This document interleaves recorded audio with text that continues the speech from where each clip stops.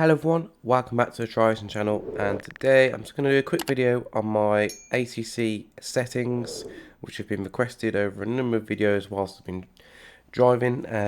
So let's get straight into it.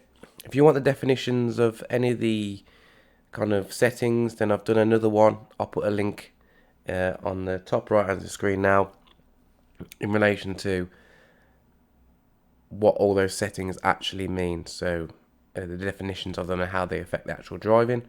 But what we're going to do today is just quickly go through the Fanlab settings and then the in-game ACC settings. So your manual maximum steering angle should be auto. The overall feedback strength 100%, and then you change the peak gain in the game if you want to lower it. You should be peak force feedback scaling. Your natural damper, if I set it at 30%. Your friction inertia, the two next settings are off. Your interpolation filter are at 1. Your force effect intensity is at 90. That's a quite interesting one. The Fanatec default said it should be at 100. I've lowered it to 80. Found it a little bit too smooth. I've whacked it back up to 90. You just get a little bit of a sharper response from the steering wheel. If you have it at 100, you do get a bit of rattling and creaking from your actual QR. The force effect strength should be at 100. Game spring effect strength should be 100. Your damper effect doesn't matter, that's changing game. And your brake level indicator, if you've got the V3s, that's what you should be using there. And your vibration strength, load that down to 100% because the curbs are quite strong in the game.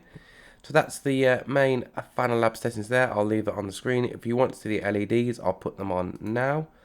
That's what I use. There's all the percentages that I use. That seems to work quite well for the BMW M4 GT3 and the McLaren, which I use a lot. Vibration as is, and don't use anything for the dynamic force feedback, so don't need to.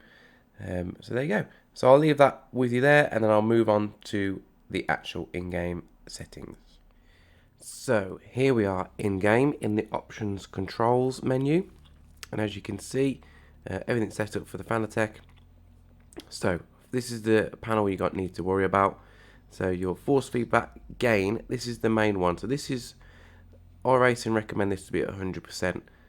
It's too strong. So if it's too strong or too light even, this is the bar you need to move really. That's the whole force feedback strength is this bar. So I've it at 80%. That is just strong enough for me. I quite like a strong force feedback. 100% I find that the base rattles and the wheel creaks a little bit, and I just don't want to damage the wheel I've got. And to be honest, you don't get that much more detail when you have it that strong. Minimum force, you don't need that because you've got a direct drive wheelbase. Damper, you don't need that. Dynamic damping is set at 100%. Road effects, you don't need those to be increased because you've got a good wheel. And 400 Hz is the frequency because that's what you want coming through the base, as much detail as possible. Your steer linearity and brake gamma should stay at 1, and your gear shifty bouncing at 50 millisecond.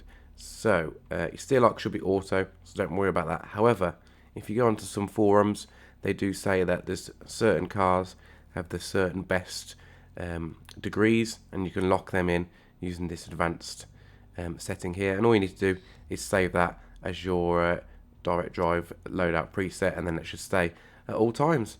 And that's it really. Let me know what you have on your Assetto Corsa. I'd like to know as well. I'm still tweaking a little bit here and there, but I think this is kind of my Goldilocks best scenario out of both settings I can get. So have a good week. Thanks for watching again. Don't forget to like and subscribe to see more, and I'll see you again soon. Cheers.